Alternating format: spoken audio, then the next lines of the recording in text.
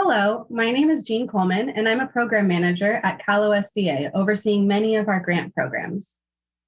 We all know that small businesses were hit hard by the COVID-19 pandemic, with hundreds of thousands of businesses permanently shuttered and many more on unstable financial footing.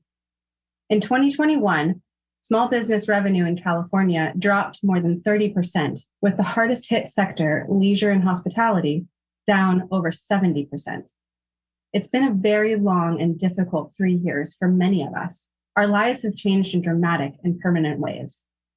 But with hospitalizations and deaths dramatically reduced due to the state's vaccination and public health efforts, the governor ended the COVID-19 state of emergency on February 28th and announced a plan to maintain California's operational preparedness for the next phase of the pandemic. California has led the nation's economic recovery from COVID-19, and a major part of that success lies in our commitment to supporting workers and businesses. It has been important to the governor and to the legislature to invest in small business resiliency through relief grant programs, including the Small Business COVID-19 Relief Grant Program, which was the largest state-level COVID-19 relief grant program in the country, as well as the Microbusiness Grant Program.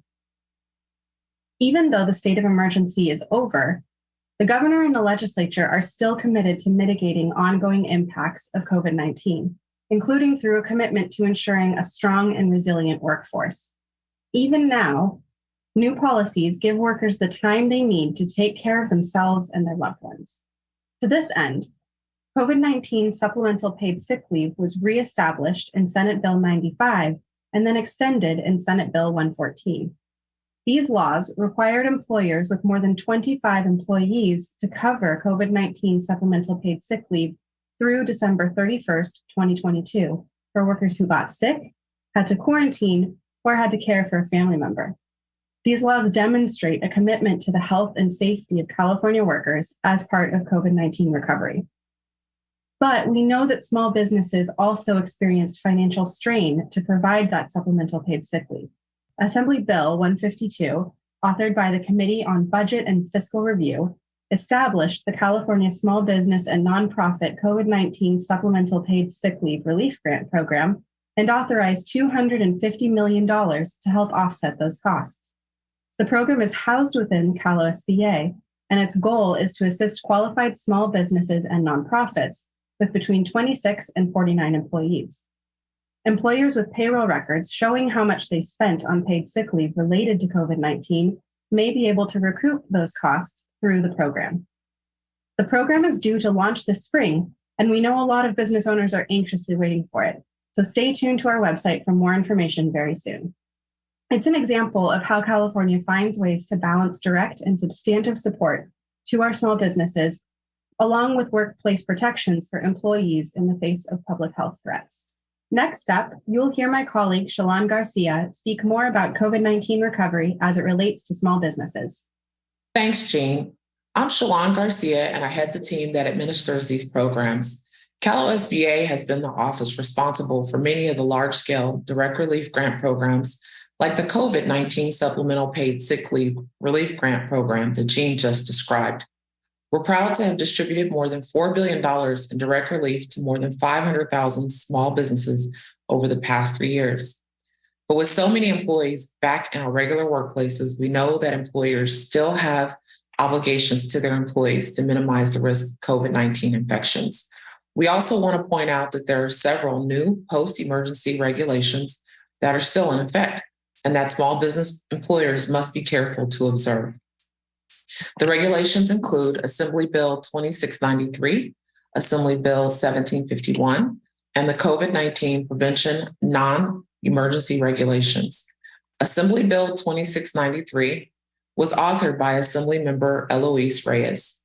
This bill is called the Employer Mandatory COVID-19 Reporting, and it extends existing deadlines for reporting on workplace outbreaks through January 2025.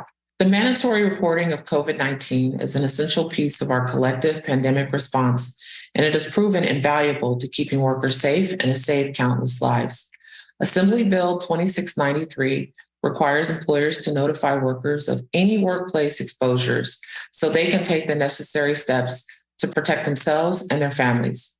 Another COVID-19 employee protection is Assembly Bill 1751, sponsored by California Assemblymember Tom Daly. This is the same kind of logic as Assembly Bill 2693.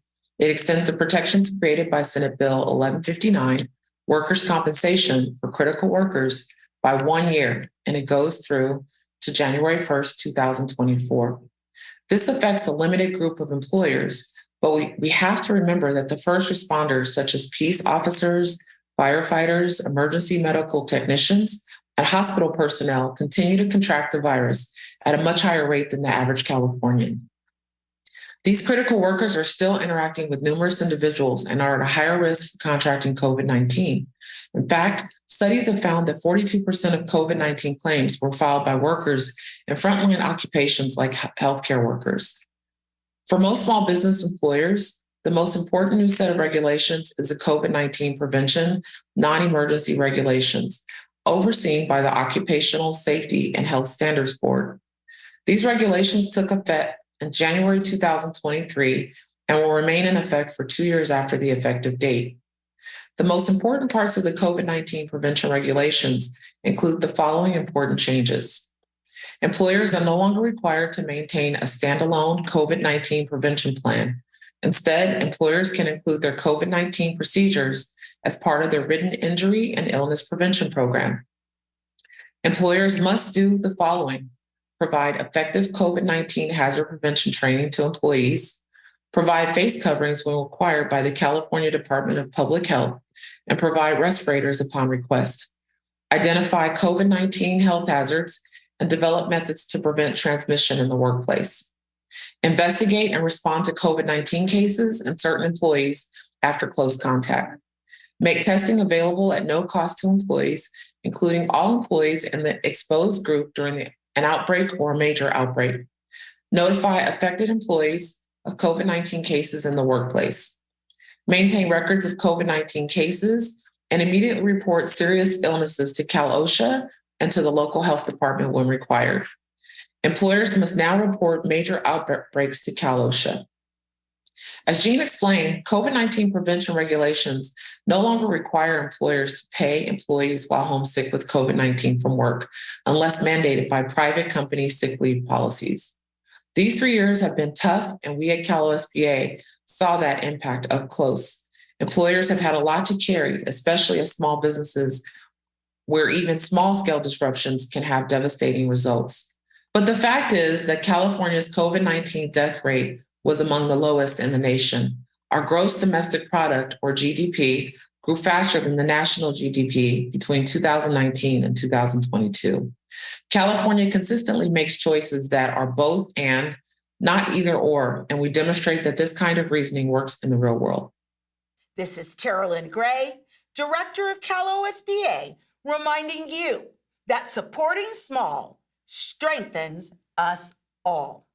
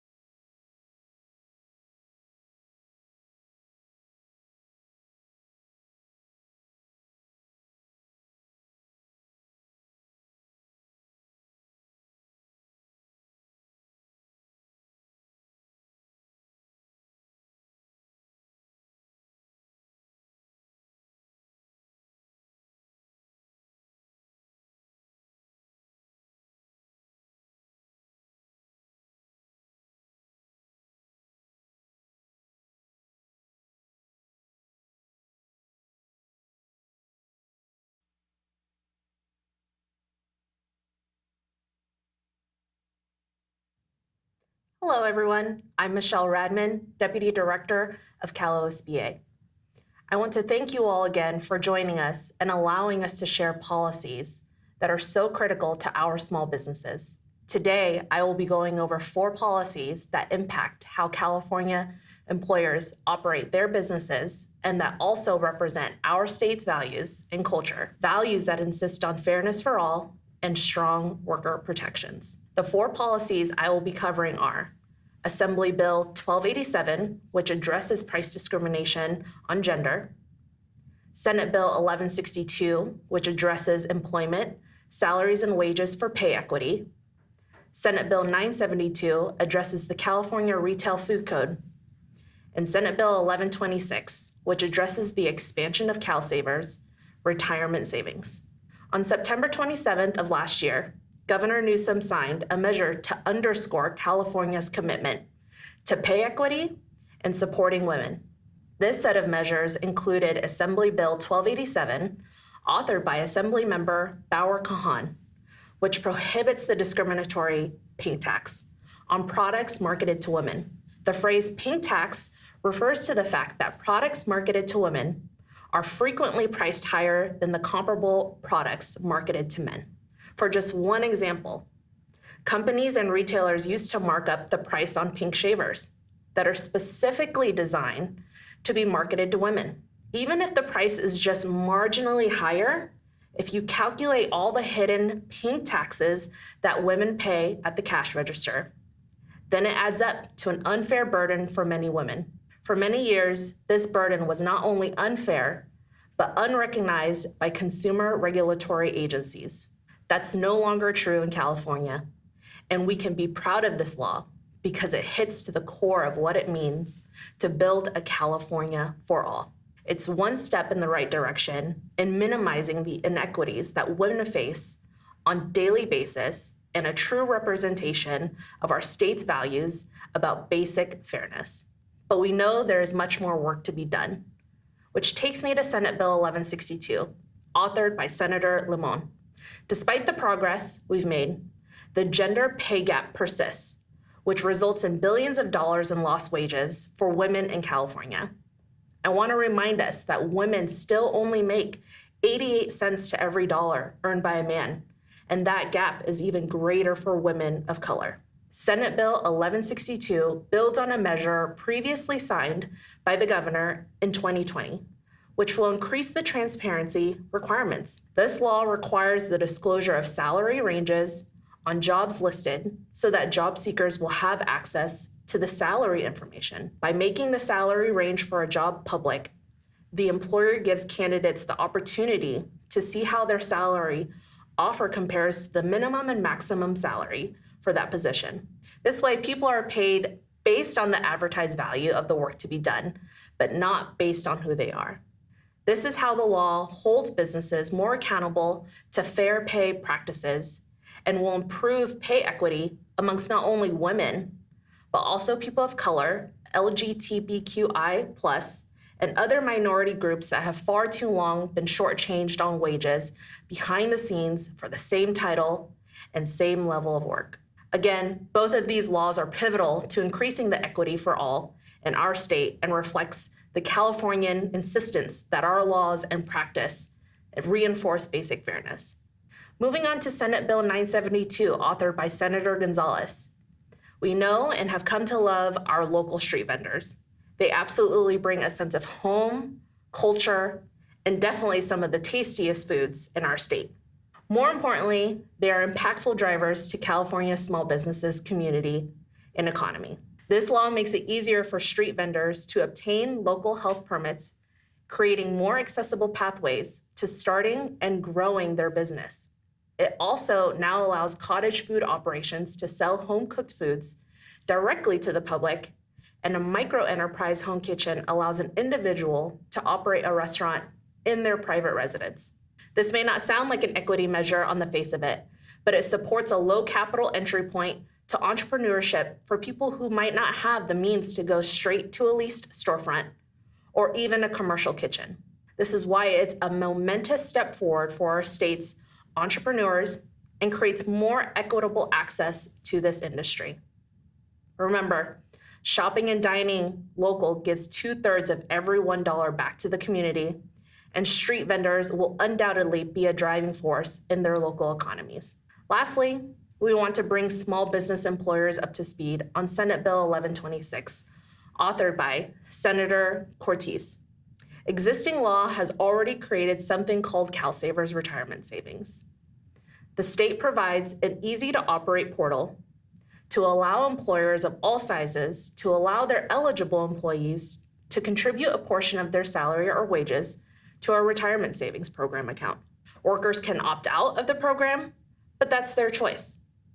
Senate Bill 1126 expands the program's mandate over time so that all Californians can have a path to equitable financial security in retirement. As of January 1st, 2023, the definition of an eligible employer includes businesses with 5 or more employees that do not already offer a retirement savings program. Once the CalSavers Retirement Savings Board opens the program for enrollment, they'll have 36 months to create a payroll deposit savings arrangement and help their employees to participate. By December 31st, 2025, the law will expand even more to require the participation of businesses with even just a single eligible employee. The CalSavers requirements still exclude sole proprietors, self-employed individuals, or other business entities that do not employ any individual other than the owners of the business. And with that, I want to thank all of our viewers.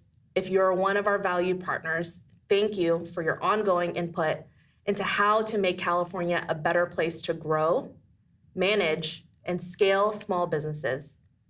If you are a small business owner, thank you for the blood, sweat, and tears we know that it takes to run your business. At CalOSBA, we remind everyone we talk to every single day about the importance of our small business sector to our state's economy, to the vibrancy and livability of our communities, and to our culture. One of the lessons of COVID-19 is that entrepreneurs like you are not only business leaders, you are role models and community leaders. It is our honor to represent your voice and to support your success. We do what we do because of the inspiration you provide. Thank you all for being part of this year's policy changes, each of which takes us one step closer towards Governor Newsom's vision of a California for all. And now back to Director Gray to close out CalOSBA's first annual Policy Day.